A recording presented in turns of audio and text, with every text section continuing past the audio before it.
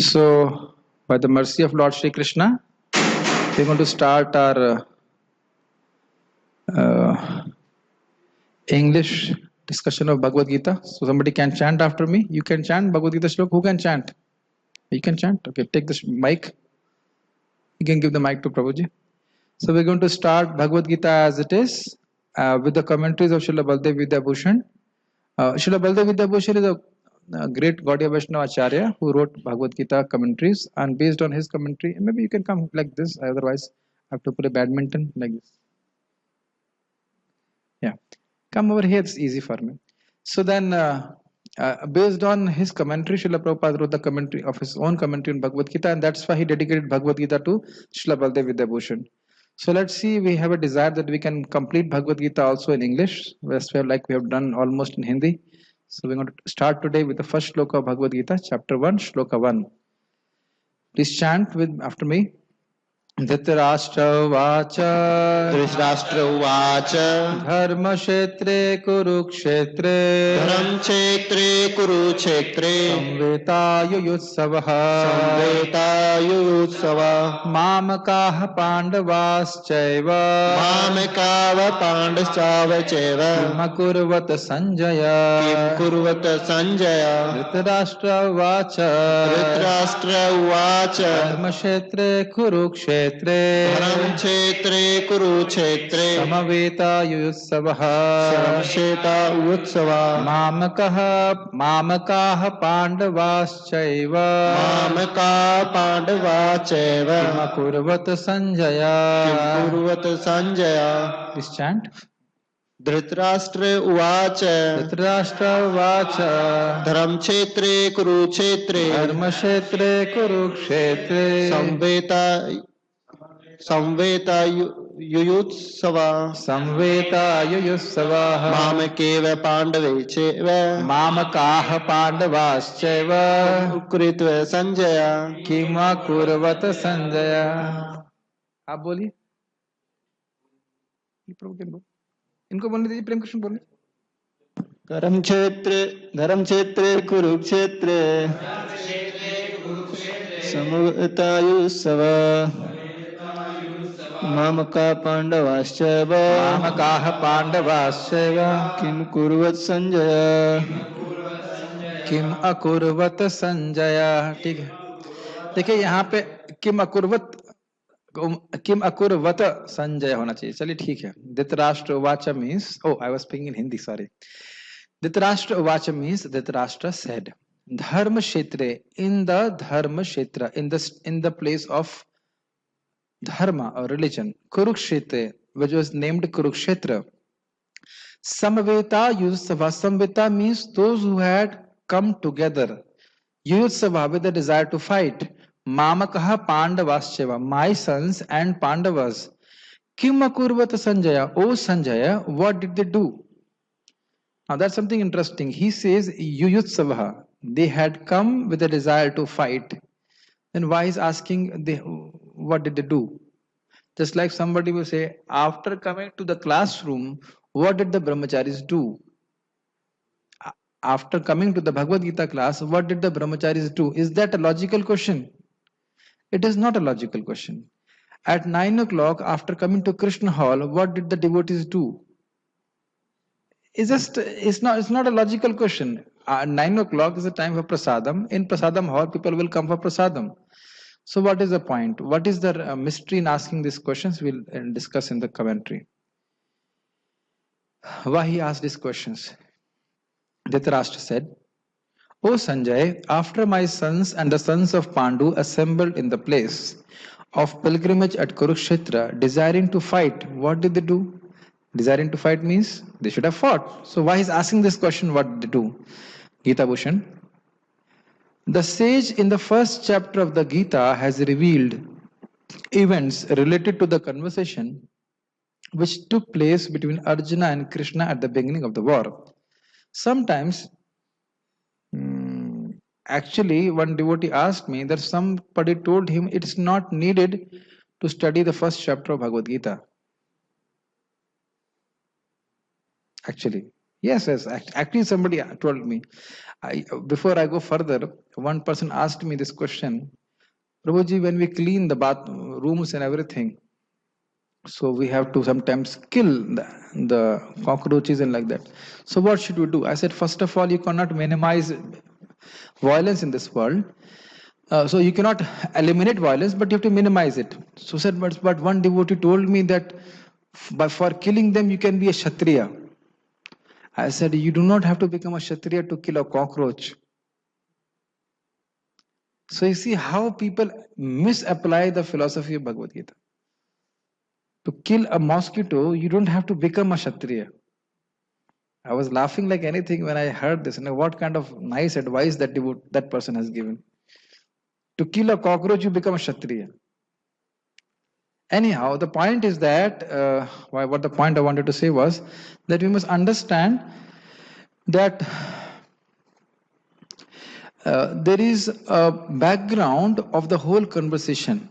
And that background, why this discussion between Arjuna and Lord Krishna has happened, is understood from the first chapter. And as we'll go further, you will see there will be so many lessons. So it is not without reason that Srila Vyasdev has kept this conversation or kept this chapter in the Bhagavad Gita. He has more intelligence than us, much more intelligence.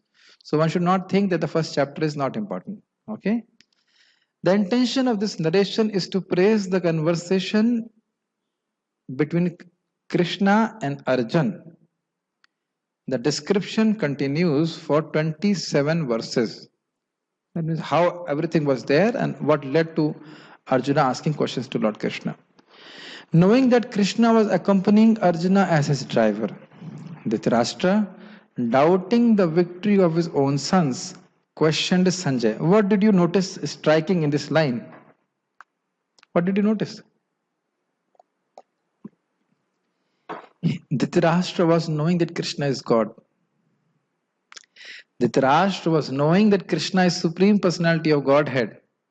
And he was knowing that because the Lord is on the side of Arjuna, his sons cannot win. That's why he was doubting over the victory of his own sons. Now you can see that, knowing that Krishna was accompanying Arjuna. Because he knows that simply by Krishna's will, the whole world is created and destroyed, isn't it? So if the same Supreme Lord is on the side of somebody, who can defeat him? He was knowing it, and that's why he's doubtful. Actually, Vaishampayan is relating everything to Janmejaya. From where Vaishampayan is coming? Mahabharata was spoken to Janmejaya by Vaishampayan. So all this conversation is spoken by Vaishampayan to Janmejaya. Although this is originally between Lord Krishna and Arjuna, but in Mahabharata is spoken by Vaishampayan to Janmejaya. Just like now I said, one devotee said this and the other devotee said this. So I am relating their words, but I am speaking. Similarly, that's what is said. What did my sons and the Pandavas do? Gathered together at Kurukshetra, desiring to fight? This is the question of Dhritrashtra. You have already said. Suppose Sanjay asks this question to Dhritrashtra. This is the style of the commentary. They will make it into a conversation style. Now, the question has been asked by Dhritarashtra. Now, who's asking? Sanjay is asking. Suppose Sanjay asks the question, you have already said that they gathered to fight. So they will certainly fight. What is your intention in asking again what they did? Is it clear? So this is how you analyze the shloka. Suppose if Sanjay would have asked this question. So now then Dhritarashtra answers this. This is happening at Kurukshetra, a place of dharma. The Shruti says, Yada anu Kurukshetram devanam deva yajanam sarvesham bhutanam brahma sadanam. Kurukshetra is a place for sacrifice to the devatas by those who are like the devas. It is the abode of Brahman and for all living beings. Javal Upanishad. So now this was understood by Dhritarashtra. This is a place of pilgrimage. This is a pious place, and his sons were on the part of adharma. They are definitely going to lose. So he also had doubts because of this. First doubt was because Krishna was with Arjuna. Second was because this fight was happening in the place of pilgrimage. So all these doubts led him to think maybe the fight did not happen. We'll discuss that. From this, we understand that it has become famous as a place for increasing dharma.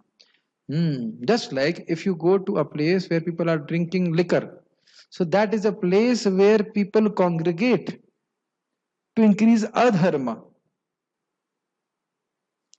In a beer bar, people come together to actually, how to say, collectively, unitedly do adharma. So in a place like Vrindavan, naturally a person becomes, how to say, pious. The whole influence, the whole place is like that. Anybody will chant Radhe Radhe Krishna, Hare Krishna, is it not? Even the outside people, they will come and dance. Just like in our 24-hour Kirtan party, when they're doing nicely this Kirtan in the evening, those people who may be even drunk, sometimes you see people are drunk and they come somehow, they sneak into the temple and they begin to dance. Because the atmosphere is like this, then everybody is doing dharma, then they also become enlivened or inspired to do dharma. Not able to understand? If a person who's very pious, somehow that he goes to a place where everybody is doing sinful activity, he may be tempted to do sin, is it not? Same thing, the place is very, very influential. In Sanskrit, it is called, what is that? Sthanam pradhanam na balam pradhanam. The place is very powerful, is not one's own strength which is powerful. Just like Lord Shiva, around his neck there are snakes.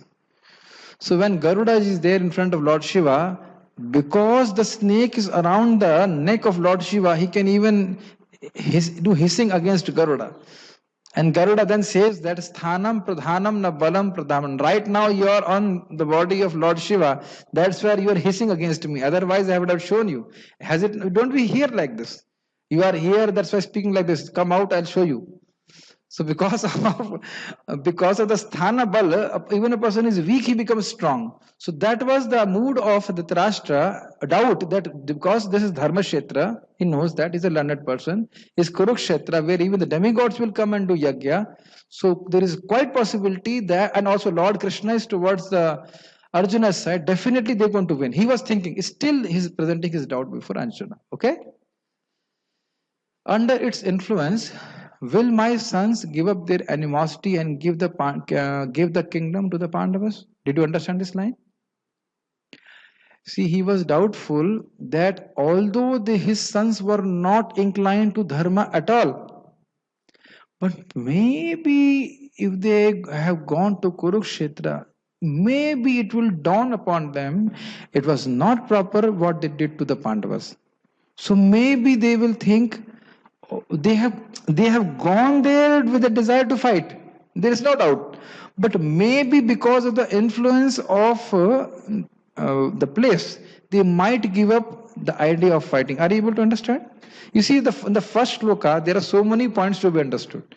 One point which we very, very easily understand in our practical life is we should stay in a place as far as possible where we have association of Vaishnavas, devotees, so that our mind does not deflect towards adharma. Are we not learning this? As far as possible, we should stay close to community of devotees, close to temple, and not stay in a place where adharma is constantly performed. We're learning from this, isn't it? So if you see, if Duryodhan could be influenced by a place of dharma, which was quite a possibility, then how much a normal person can be influenced? Make sense to you? It's very important. Or will perhaps the Pandavas, who are always following dharma, consider at this place of dharma that it is best to go to the forest out of fear of committing adharma in the form of destruction of the family traditions by fighting? Did you understand this line? What was the second possibility? That because of the influence of dharma of that place, the Pandavas are naturally dharmic. Dharmic means inclined towards religion. So they will think that, Arey Baba, we will kill our grandfather and spiritual masters. It is such a great adharma. We will not fight and let us go to forest. And now those who know Bhagavad Gita, has it not happened to Arjuna? It happened. So there was also possibility that maybe my sons do not get changed, but maybe Pandavas will give up the idea of fighting. So maybe then also we will not have the fight. So this is also was a doubt of Dhritarashtra. O Sanjaya, destroyer, by the mercy of Vyas, you have destroyed all attraction and repulsion within yourself. Therefore, you should speak the truth to me. Can you give me some water? And this is a beautiful statement. See, that's why amazing. I don't know whether you have heard this like this or not. Sanjaya. Sun means nicely, and Jaya means to gain victory. So the meaning of Sanjay, as explained by the Acharya here, is by the mercy of Vyasdev, you have destroyed rag and dvesh within your heart. You have conquered over attraction and repulsion. You have neither attraction for Pandavas, neither you have repulsion for Kauravas. So you have only a person who's what is tatastha कहते क्या कहते हैं उदासीन, who's neutral can speak the truth. You can exactly tell what has happened in the Kurukshetra war because you have this quality of conquering over rag and dvish. Therefore, you should speak the truth. You can see in a normal life, if I'm having material attachments, I'm attached to speaking untruth because I have material attachments. Am I saying wrong or you seen like this? If we have material attractions, then only we will be not able to speak the truth. Is it not happening? It's happening like this. So that's why now the significance of the word Sanjay is he is beyond rag and dvesh. Rag and dvesh, do you understand what is meaning of rag and dvesh? It means material attraction and material repulsion. So he won't distort the truth when he's relating the truth to Dhritarashtra. Why will he not distort the truth? Can somebody answer?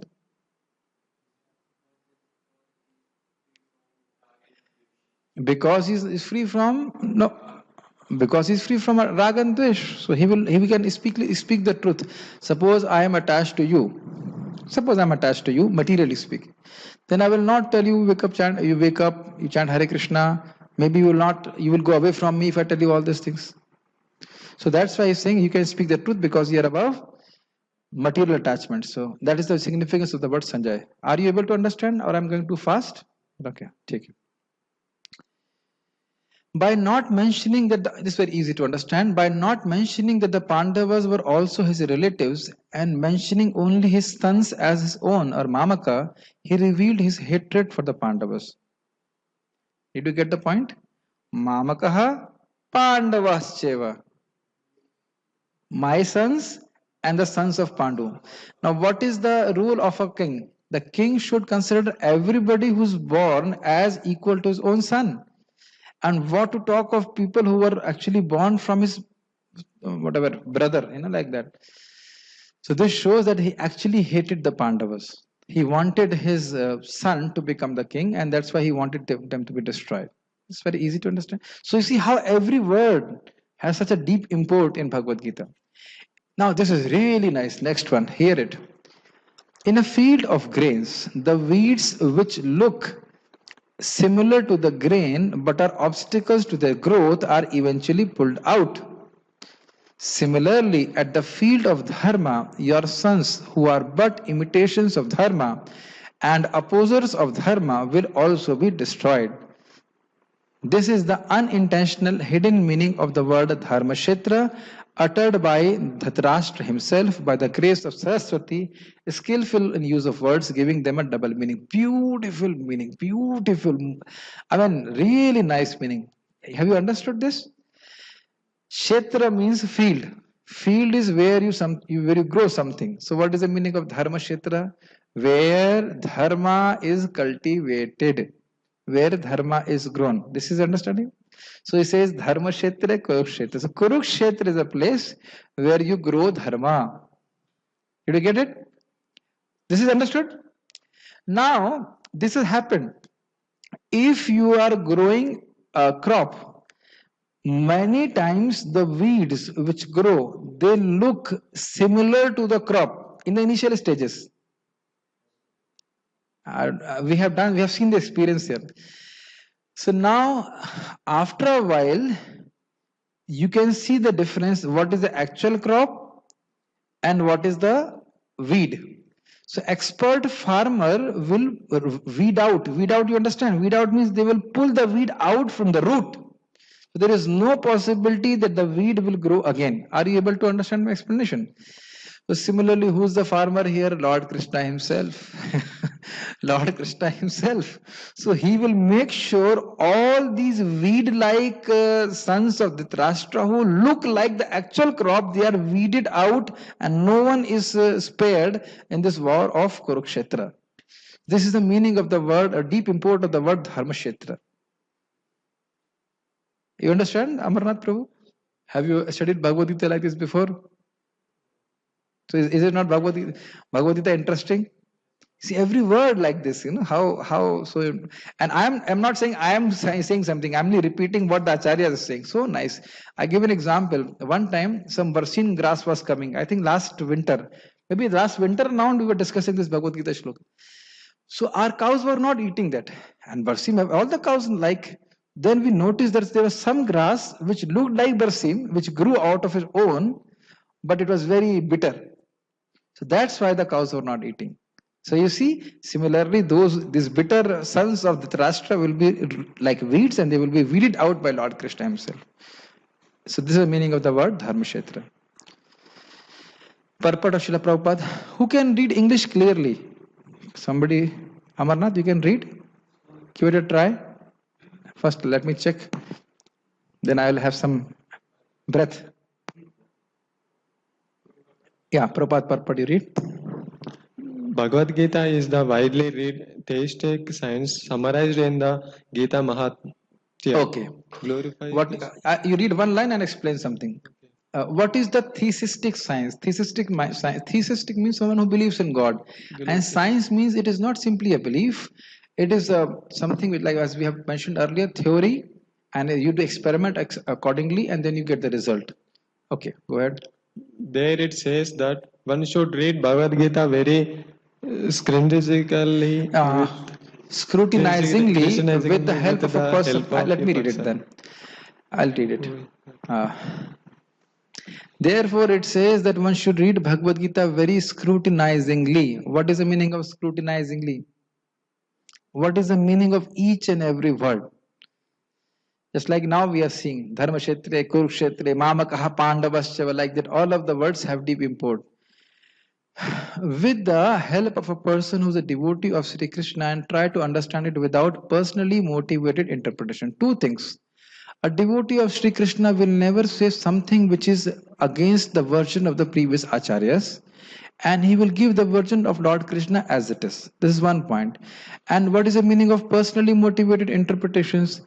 I feel what Lord Krishna is saying is not good. So I'll give an explanation as I feel like it should be. Like our Prince Prem Krishna Prabhu was saying, one fellow came to his college and he said, when Lord Krishna says that, what is it? Yada yadahi dharmasya, glanir bhavati bharata. It's not that Lord Krishna comes. It is you and me who have descended here to establish dharma. Tada aham. I am descending, I means me and you. Now, what a foolish explanation, isn't it? And I think in the college, some people must have clapped also. 1,000 fools were there, and they clapped very nicely. Another fool. Very nice, very nice, very nice, very nice. In Bhagavatam is mentioned the donkey will say, donkey will bray, and other donkeys will say, very nice, very good. And if you ask him who is speaking, if I say I need water, then Prem Krishna will say, I need water, so I will drink, so he will drink. That is not the intent in meaning. I say I want water, so Prabhuji wants water and he gives me water. Simple. This is kind of interpretations are there, and people become misled by this interpretation. That's why even if Bhagavad Gita was there, nobody became devotee. The example of clear understanding is there in the Bhagavad Gita itself, in the way the teaching is understood by Arjuna, who heard the Gita directly from the Lord. If someone is fortunate enough to understand Bhagavad Gita, okay, in that line of disciplic succession, without motivative interpretation, then he surpasses all studies of Vedic wisdom and all scriptures of the world. I just went it very slowly because this line is extremely important. What is the qualification? We must understand Bhagavad Gita in parampara, which is coming from Lord Sri Krishna. And if we do that, just imagine the benefit. 700 shlokas, if you understand nicely, as per the parampara, we don't have to read any Vedic literatures. As a matter of fact, no other scripture in the world is needed. What amazing potency is in Bhagavad Gita. And any answer, any proper bona fide spiritual inquiry can be answered simply on the basis of Bhagavad Gita. So tight and so comprehensive this scripture is. But unfortunately, everybody does not get the opportunity to hear in parampara. One will find in the Bhagavad Gita all that is contained in other scriptures, but the reader will also find things which are not to be found elsewhere. That is the specific standard of the Gita. What do you understand by this? There may be some talk of Atma, some talk of Bhagwan in other scriptures, which is also not normally there. I don't want to name them, but if you ask these people, any other religion so-called, if you ask them who you are, they don't have a clear conception of who we are. As we have very clear, Atma, Krishna is God, and about is this whole map is clear. It's not like that. Have you ever tried? You ask them, they have very hazy picture who they are. It's not very clear. But in Bhagavad Gita, you get a very clear thing. It is a perfect theistic science because it is directly spoken by the Supreme Personality of Godhead, Lord Sri Krishna. What is the meaning of this line? Very beautiful statement. Every other religion has some kind of speculation about God. But here, and it's very simple. You ask them, who is God? Don't tell me God is omniscient, God is omnipotent, and this and that. Tell me first, who is God? You know Krishna. But I'm saying in other religions, you ask them, who's God? And the answer is, most cases answer, they don't know. File not found, 404 error. Sometimes in the internet, file not found. You don't know.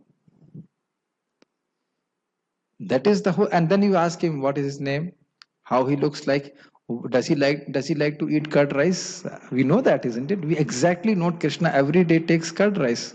To that detail we know what tilak he puts, what he wears in his earrings, in his ears, everything devotees knowing.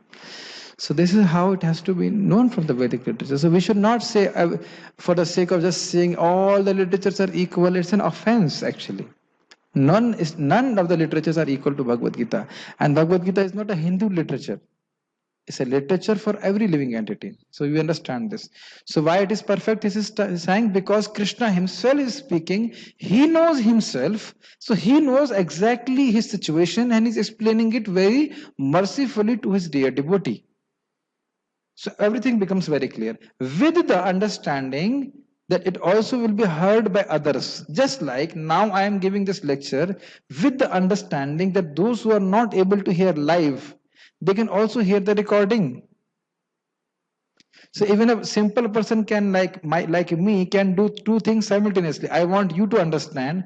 I want those who all are on the Zoom to understand. I also want those who them who are on YouTube to understand. 3 people simultaneously, and also those who in the future who might hear the recording to understand. Lord Krishna cannot do. Are you able to understand this point? So he spoke with the understanding that one day Amarnath will study Bhagavad Gita and he should understand. That's why Lord Krishna spoke. You know that? Do you believe this? Yes.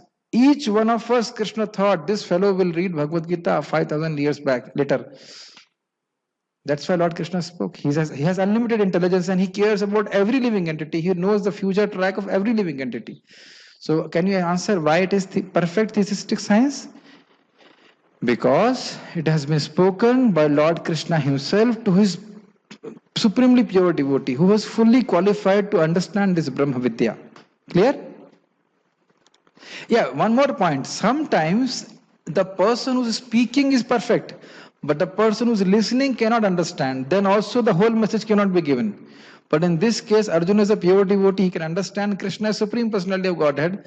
So when he speaks, he can give the full knowledge. And that's what you're going to hear in Bhagavad Gita. The knowledge I'm giving you, there's nothing beyond this. Have you not read Bhagavad Gita? So that's like this. The topics discussed by Dhritrashtra and Sanjay as described in the Mahabharata form the basic principles for this great philosophy. Easy. It is understood that this philosophy evolved on the battlefield of Kurukshetra, which is a sacred place of pilgrimage from the immemorial time of Vedic age. Clear.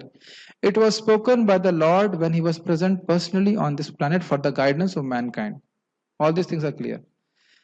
One point, guidance of mankind to come out of this forest of material enjoyment. Suppose I'm in a forest that I don't know what is the route to come out. So that's why from Bhagavad Gita we can know the way out of this material world, how to become liberated. The word Dharma Kshetra, a place where religious rituals are performed, is significant because on the battlefield of Kurukshetra, the Supreme Personality of Godhead was present on the side of Arjuna. Things which I have clarified in the commentary, I will simply read in Prabhupada's purport. This is how we're going to follow all throughout our discussions. I assume that this is, you have noticed this point was in the commentary, isn't it? No? Which commentary? Okay. We just read it, isn't it? That he was doubtful Krishna on the side of Arjuna. Okay. Dhritrashtra, the father of the Kurus, was highly doubtful about the possibility of his son's ultimate victory. We have all discussed this. In his doubt, he inquired from his secretary Sanjay, what did they do?